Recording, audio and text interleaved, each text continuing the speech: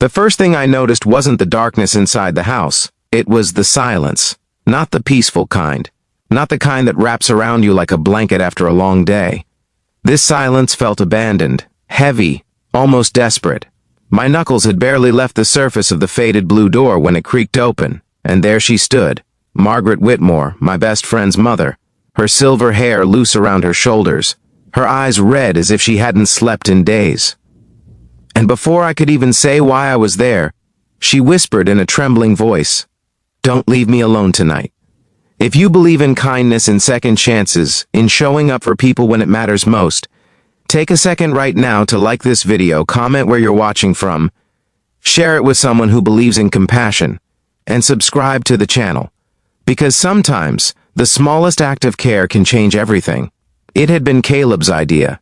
He and I had been friends since high school in Cedar Grove, Ohio, a small town just outside Columbus where everyone knew your business before you did. Caleb had moved to Seattle for work almost 3 years ago, chasing some tech startup dream, while I stayed behind, running my dad's old auto repair shop on Maple Street. We still talked almost every week, but lately there had been something strained in his voice whenever he mentioned his mom. "She's been different," he told me over the phone 2 nights earlier. "She won't say much, just says she's tired. I can't get back home right now. Can you check on her, Ryan? Just make sure she's okay." Margaret had always been strong. After her husband passed from a heart attack a decade ago, she worked double shifts at the hospital in Dayton, drove an hour each way, and still managed to host Thanksgiving every year like nothing had changed. She was the kind of woman who baked pies for neighbors, who barely said hello and remembered everyone's birthday. Seeing her now, small in the doorway of that dim house, felt like seeing a lighthouse flicker. I stepped inside, the smell of stale air and untouched food hitting me immediately.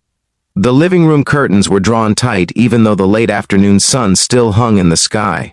Dust floated in the thin streaks of light that managed to slip through. The television was on mute, flashing images to no one. Margaret wrapped her cardigan tighter around herself and sank onto the couch like gravity had suddenly increased. I sat across from her, unsure where to begin. Her eyes kept drifting to the hallway, as if she were afraid of something lurking there, or perhaps afraid of nothing at all. She finally told me the truth in pieces. The hospital had downsized. After 27 years of service, she'd been laid off with a polite handshake and a brochure about retirement options. She hadn't told Caleb because she didn't want to burden him. Then, 2 weeks later, she'd slipped on the icy front steps and bruised her hip badly. Nothing broken, but enough to keep her inside, alone, with too much time and too many memories. And loneliness, I learned that night, can be louder than any scream. She confessed that the house felt different after sunset. The ticking of the kitchen clock echoed, the heater sounded like footsteps, the emptiness pressed against her chest until she struggled to breathe. She hadn't slept more than 2 hours a night in days. She was afraid, not of someone breaking in, but disappearing quietly and no one noticing. That was why she'd said it. "Don't leave me alone tonight." I could have told myself it wasn't my responsibility. I could have said I had work in the morning, invoices to finish, engines waiting to be fixed. But something in her voice carried the weight of all the casseroles she'd delivered to my house when my dad died. All the time she'd slipped me gas money in college when she knew I was too proud to ask. So I stayed. I made coffee neither of us drank. I opened the curtains and let the last of the daylight flood the room. I found a stack of unopened mail and sorted through it with her. Medical bills, insurance letters, advertisements promising miracle cures for aging joints. We ordered takeout from a diner down the road, the same one Caleb and I used to go to after football games.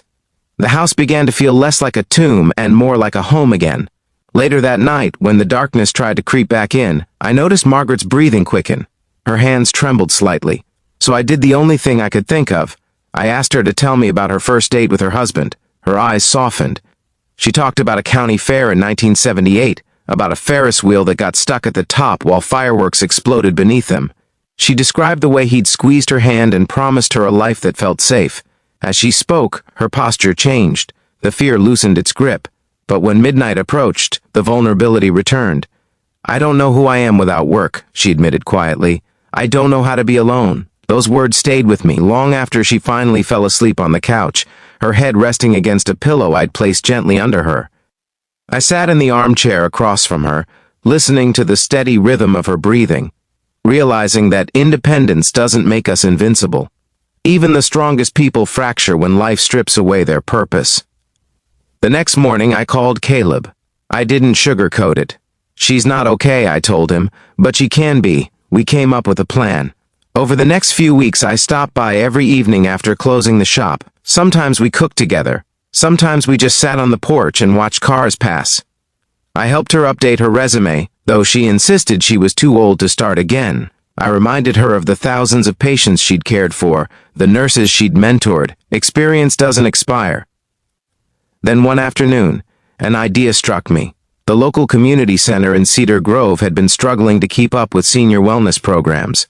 They needed someone with medical knowledge to volunteer a few hours a week, checking blood pressure, organizing health talks, guiding exercise sessions. I mentioned it casually, expecting resistance. Instead, Margaret looked at me like someone had just opened a window in a suffocating room. Her first day there, she wore the same determined expression I remembered from my teenage years. Within minutes, she was surrounded by retirees asking questions, laughing at her gentle jokes, sharing stories of grandchildren and garden projects. She came home that evening glowing. "I felt useful," she said, almost in disbelief. And that was the turning point. The fear of nighttime didn't vanish overnight, but it softened. The house felt warmer. The curtains stayed open longer. The television remained off more often. She started sleeping in her bedroom again instead of on the couch. One evening, nearly a month after that first knock on her door, she handed me a small box. Inside was an old wristwatch that had belonged to her husband. "He always believed in showing up for people," she told me. "You did that for me." I tried to refuse it, but she insisted, not as repayment, as a reminder that sometimes the most heroic thing you can do isn't dramatic or loud, it's simply staying. If this story is touching your heart right now, please take a moment to like the video, share it with someone who needs encouragement, and subscribe if you believe compassion still matters in this world. Your support helps stories like this reach people who might be fighting silent battles. And before we reach the end, I have one special request. Comment the word present if you believe in being there for someone when they need you most. A year later, Caleb moved back to Ohio, not because his startup failed, it actually succeeded, but because he realized success felt hollow without family nearby. He bought a small house just 3 streets down from his mom. Margaret still volunteers at the community center 3 days a week. She laughs more now, sleeps better. The silence in her home no longer feels suffocating, it feels peaceful. Sometimes I drive past her house at night and see the warm glow of lamps through open curtains, and I think about how close loneliness can come to swallowing someone whole. All it took to change the trajectory was one knock, one decision not to walk away. So if this story moved you even a little, don't scroll past it. Like this video, share it. Leave a comment about someone who showed up for you when you needed it most. And subscribe to the channel so we can continue spreading stories that remind us what truly matters.